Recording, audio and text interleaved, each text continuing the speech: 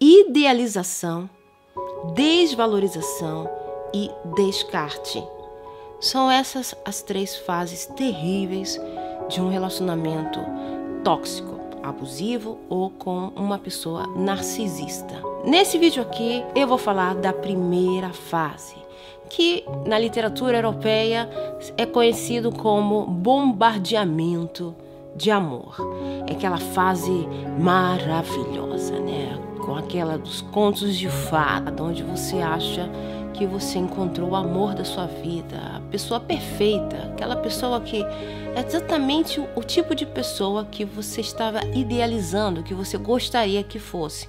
Ela é o modelo ideal do perfil de pessoa perfeita para você. Antes de começar, eu gostaria de deixar claro para você uma coisa. Essas fases, elas não têm uma regra de tempo ou padrão. Não é que a primeira fase dura 2 semanas, 1 mês, a outra, a segunda. Ela pode durar várias semanas, meses, ela não tem um padrão. Além disso, ela pode acontecer em ciclos. Então, você pode passar por um relacionamento que ele repete sempre as 3 fases. Então, tem um momento de bombardeamento, depois da desvalorização e depois do abandono. Então, é importante também que você tenha consciência de que não é uma regra bem definida. Você não tem como você fazer um manual e dizer, essa fase não vai se repetir. A coisa importante é você saber reconhecer bem quando você está entrando ou saindo de determinada fase. Uma outra observação que eu aconselho a você, por mais que, dependendo da personalidade, né? Eu tenho uma personalidade mais forte, sou um pouco mais radical, tá bom? Nem todos são assim. E não considere aquilo que eu estou fazendo, minha personalidade, aquela ideal, tá? Você tem que seguir aquilo que você é, a sua essência, beleza? Mas aquilo que eu considero importante na primeira fase é que, ao menos na primeira fase, se você tem um conhecimento aprofundado desse tipo de situação, você vai ter maturidade de se livrar. Porque ao menos na primeira fase, se você sabe reconhecer bem um manipulador emocional, você consegue se livrar e você fica já com a antena ligada. Então, provavelmente você vai achar estranho ao invés de achar lindo, né? Então, o meu erro foi justamente que, pela falta de conhecimento, informações, eu achava o ideal da novela. Eu achava maravilhoso, o sonho de consumo. Tanto que até outras mulheres sentiam inveja. Então, a gente precisa tirar esse ideal romântico da cabeça de novela, porque se a gente tem esse ideal muito fixado na nossa mente, quando a gente encontrar essa pessoa, tá? Você vai realmente achar que é tudo um sonho. Não. É o começo do seu pesadelo, do seu maior pesadelo. Então eu espero que através desse vídeo aqui você consiga reconhecer logo o bendito e assim se livrar dessa situação. Antes de começar toda a novela, eu quero te contar uma coisa que poucos falam. Mas o manipulador emocional, ele não escolhe qualquer pessoa para se relacionar. Ele, de propósito, ele faz uma seleção, isso mesmo.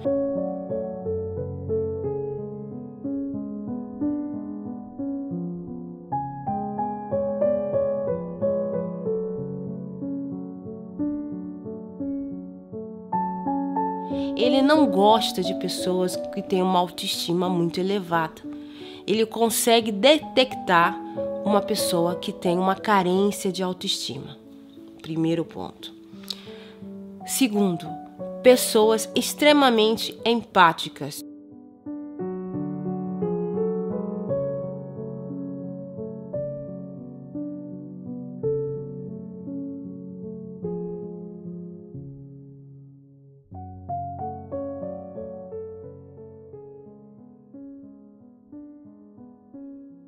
Você me ver assim durona e pensa, nossa, Lívia, você, logo você. Não, é sim, não parece. Mas eu, na minha vida pessoal e na minha história de vida, né, com abandono, todas essas coisas, pais separados, é uma brecha para uma pessoa tóxica, chegar numa pessoa como eu. Primeiro, que é uma pessoa muito empática. Segundo, são pessoas com muitos talentos, tá? São pessoas criativas, pessoas ativas, pessoas que podem ter um tipo de talento especial, seja para tocar ou para os esportes. São pessoas que são admiradas por outras pessoas. Eles escolhem esse tipo de presa. Eles não pegam qualquer pessoa, tá? Então, eles gostam desse desafio de realmente conseguir pegar uma pessoa muito especial aos olhos externos e depois sugar tudo aquilo de melhor que você tem. Então, para facilitar o seu entendimento, eu vou listar para você quais são os critérios que um manipulador emocional ele classifica, ele escolhe antes para a sua próxima vítima. Uma vez terminada a fase de testes, onde ele realmente vê que você é o perfil ideal de empatia, de talentos e também de autossacrifício. Então, ele também vê se você é uma pessoa disposta a se autossacrificar pelos outros. Ele começa a fase de bombardeamento de amor. Se prepare para as cenas mais lindas da sua vida, hein? Então ele começa com fazer declarações de amor exageradas, a fazer presentes incríveis. Vou dar um exemplo. Eu recebi joias. Assim, a atenção é total. Ele tem sempre tempo para você. Ele liga para você, ele quer estar com você, ele faz tudo. Comigo, o que me deixou assim assustadíssima, surpresa, é que pela primeira vez eu tinha conhecido um cara que ele queria que a gente já fosse estar junto. Ele não era aquele que não queria compromisso. Isso foi o que me deixou mais surpresa. Ele queria compromisso. Ele ligava para mim, ele não era aquele cara que desaparecia no final de semana. Não, ele estava lá com você no final de semana. Além disso, ele queria saber da sua vida, ele te apresentava para a família, ele te trata como se você fosse um troféu, ele faz o famoso encontro com os amigos. Só que você não sabe, mas aquele grupo ali de amigos, dependendo de alguns casos que agora eu estou vendo, já viram ele fazendo a mesma coisa com o outro. Então é um ritual, tá? Se você se enquadra no perfil, ele vai fazer isso com você. Então, na minha fase de bombardeamento, tem coisas inacreditáveis. Tipo, ele colocava cartinhas pela casa com presentes e surpresas. Ele era totalmente atento a qualquer coisa minha. Até se eu mudava a cor do batom, ele estava prestando atenção. Ele prestava atenção até quando eu estava pensando alguma coisa, e ele tentava adivinhar aquilo que eu estava pensando e muitas vezes acertava, porque ele estava exatamente fazendo o período dele de análise. Ele estava tentando investigar que ele vai ser carinhoso com você, ele vai te levar para o trabalho. Se o seu telefone descarregar, acabar os créditos, vai passar 3 minutos, você vai receber uma notificação de pagamento da conta. E ele vai pagar suas contas atrasadas, tipo, você vai ficar assim, ó, E se você tem um sonho, ele vai pegar aquele sonho ali, ele vai simbolizar, ou vai dar um presente, ou vai te ajudar naquele sonho. Você vai falar assim, meu Deus, eu preciso dessa pessoa, necessito dessa pessoa, porque não é só uma questão que talvez uma pessoa vai olhar, não, porque ela é interesseira, porque ele pagou o jantar. Não, porque ao contrário de todas as pessoas, ele olhou para você. E ele olhou realmente para você, isso é verdade. Ele olhou tão a fundo em você que ele acabou descobrindo também os seus grandes traumas. E você, com a confiança, também contou nesse período. Então, você contou seu maior trauma, você contou que quando você era pequena, você sofreu por um abandono, ou você tem trauma de alguma coisa, e você considera aquela pessoa tão amiga que você desabafa, você se abre para aquela pessoa, e você conta tudo sobre você mostra tudo aquilo que você tem. Então, você realmente acaba ficando na mão daquela pessoa.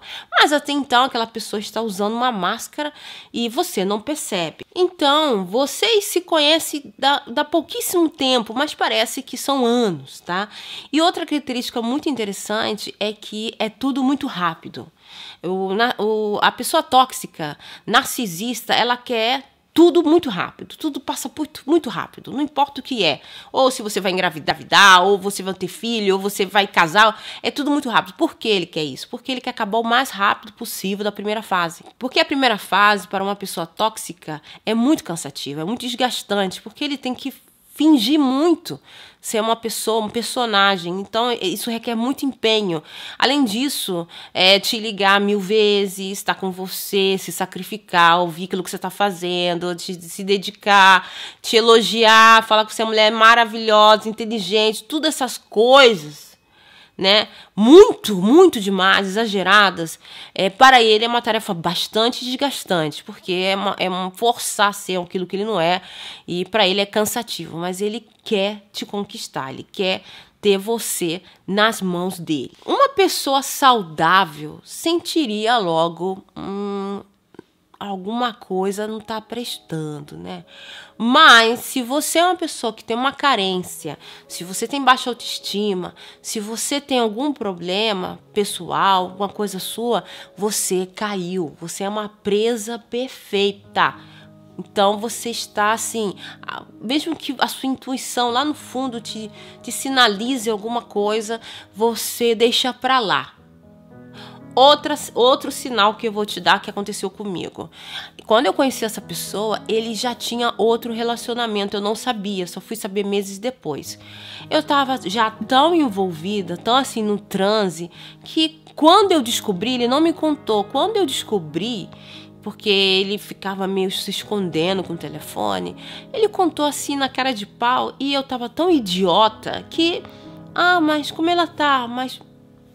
eu não fiz escândalo, eu não fiquei com raiva. Ele ficou chocado com a minha tranquilidade.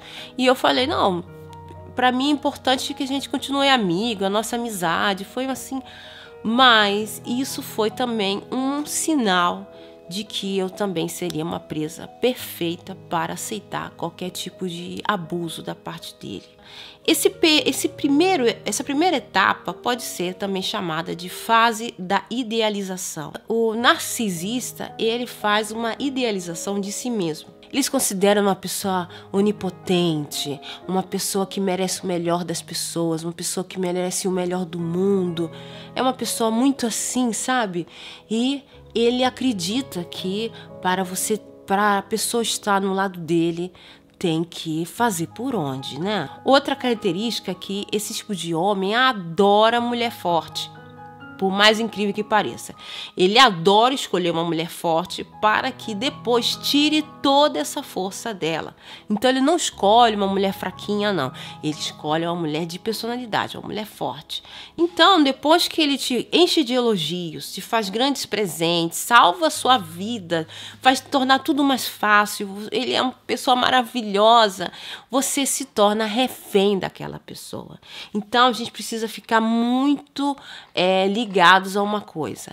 Independentemente de ser um relacionamento amoroso ou não, é errado a gente ser, assim, você ficar presa ao favor de uma pessoa. A coisa incrível é que quando eu comecei o meu relacionamento, eu não prestei atenção, só foi anos depois, que eu percebi que nem os parentes dele queriam receber a ajuda dele. Eu achava estranho. Tipo, o irmão dele teve um ataque, tipo, quase morreu. Ele foi pro hospital, ele nem contou que estava no hospital, ele quase morreu. Mas o irmão preferiu quase morrer no hospital do que pedir ajuda ao irmão. Aí eu fiquei, mas que é isso? Por quê? Porque esse tipo de pessoa, ela é tão foda que se você... ela te ajuda, ela te ajuda. Ela te faz tudo por você. Só que depois disso, você fica em dívida com aquela pessoa. Você fica em dívida. E aquela pessoa se sente muito superior. Então, você automaticamente acaba se tornando servo daquela pessoa. Você acaba ficando vulnerável a aceitar qualquer tipo de humilhação daquela pessoa. Você passa a se sujeitar àquela pessoa por gratidão aquela primeira fase que você teve com ela. E outra, ele te acostuma tão mal, essa pessoa te faz tantos elogios, que para você voltar a sentir aquela sensação do início, você tá disposta a tudo. Você se sente até em culpa. Você se sente em culpa. Então, existe também isso. Existem pessoas que, às vezes, eu vou dar um caso, como aquela moça advogada que o marido jogou ela do prédio, desculpa dizer isso, mas me pareceu muito um caso assim. Eu vou te explicar bem.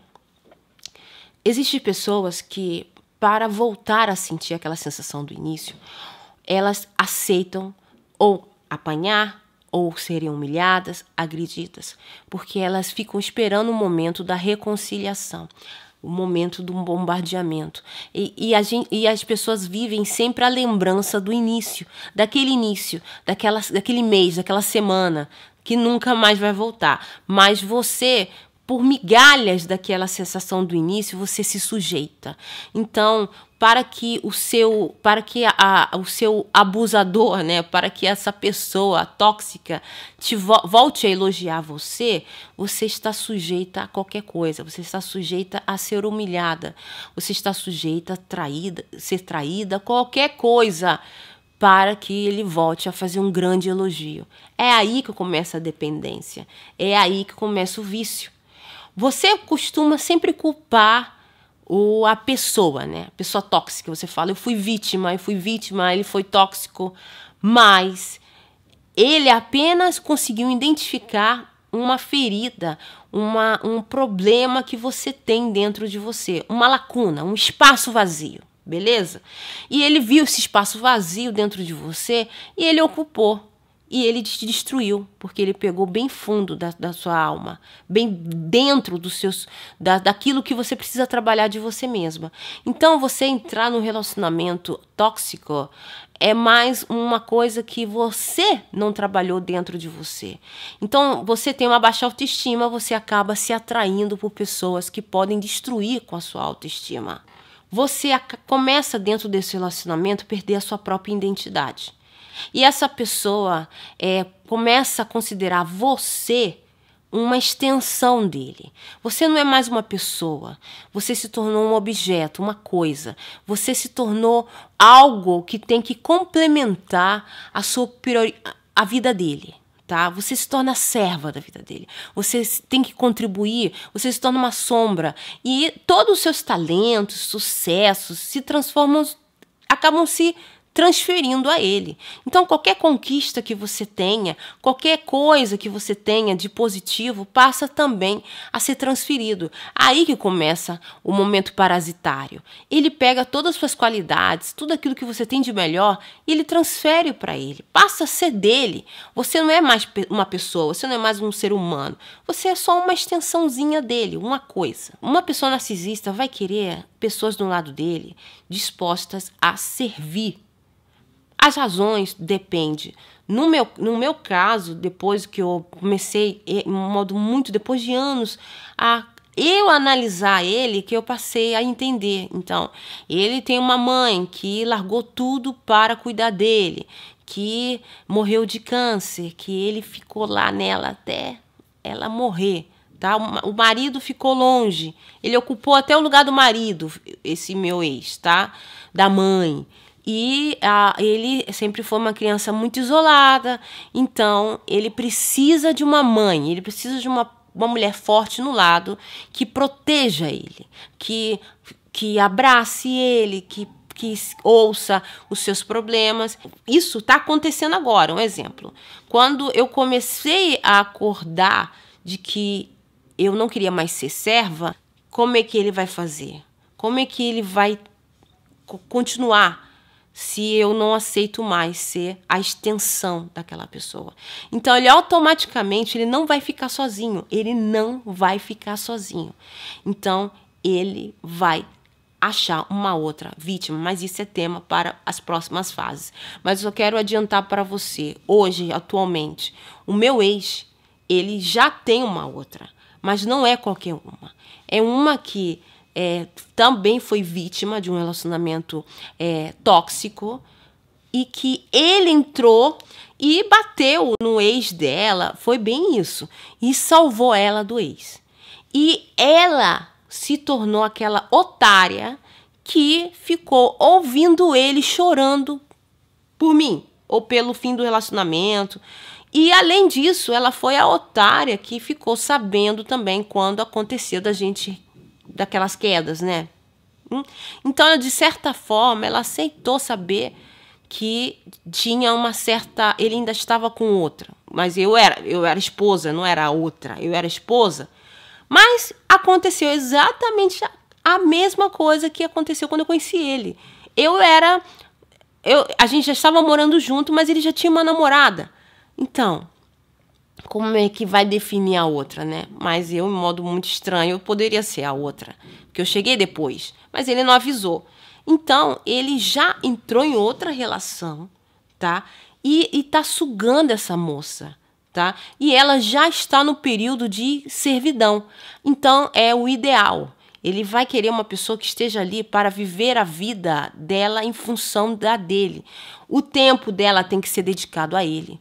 Tudo tem que ser dedicado a ele. Ela não tem mais que ter amigos, nem atividade própria, nem sonhos, nem conta bancária. Tudo tem que ser uma extensão da vida dele. Então é isso. O vídeo acho que ficou longo, mas é esse o objetivo. É você entender um pouquinho mais profundamente o que seria essa primeira fase. Eu vou ficar aguardando aqui, esperando chegar a 2.000 likes. É pouco o objetivo, né? Se esse vídeo chegar a 2.000 likes, eu vou contar para você como é a segunda fase. Fase da desvalorização. Aí a coisa vai ser dura, amiga. Aí a coisa vai ser dura. A fase da desvalorização. Beleza? Espero ter ajudado e contribuído, tá? Então lembre-se de clicar aqui e assistir o primeiro vídeo que eu publiquei, ok? Então é isso. A gente se vê no próximo vídeo. Tchau!